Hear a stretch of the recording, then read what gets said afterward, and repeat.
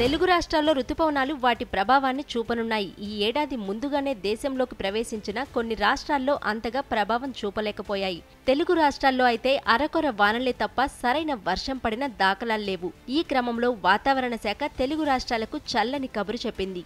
ఆంధ్రప్రదేశ్ రాష్ట్రంలో రానున్న 3 రోజులు భారీ వర్షాలు కురవనున్నట్లు తాజాగా వాతావరణ శాఖ వెల్లడించింది. శుక్రవారం ఎన్టీఆర్, గుంటూరు, బాపట్ల, పల్నాడు, ప్రకాశం, శ్రీ పొట్టి శ్రీరాములు నెల్లూరు జిల్లాల్లో భారీ వర్షాలు కురవనున్నాయి. శనివారం ఏలూరు, కృష్ణా, ఎన్టీఆర్, గుంటూరు, బాపట్ల, పల్నాడు, ప్రకాశం, శ్రీ పొట్టి శ్రీరాములు నెల్లూరు జిల్లాల్లో భారీ వర్షాలు కురుస్తాయని వెల్లడించింది. ఇక శ్రీకాకుళం, విజయనగరం, పార్వతీపురం మన్యం, కర్నూలు, నంద్యాల, అనంతపురం, శ్రీ సత్యసాయి, వైఎస్ఆర్, అన్నమయ్య, చిత్తూరు, తిరుపతి జిల్లాల్లో తేలికపాటి వర్షాలు కురిసే అవకాశం ఉన్నట్లు విపత్తుల నిర్వహణ సంస్థ తెలిపింది.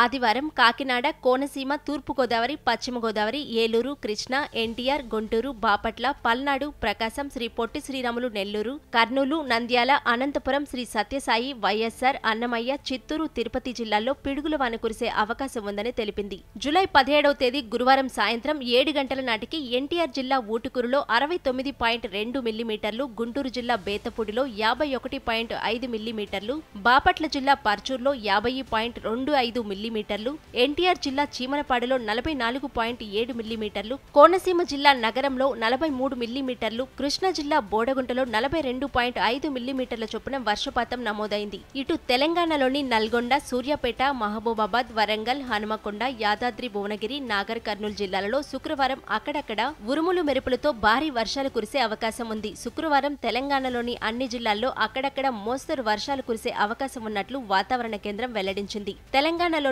అన్ని జిల్లాలలో గంటకు 30 నుండి 40 కిలోమీటర్ల వేగంతో ఈదురుగాలులు వీచే అవకాశం ఉంది.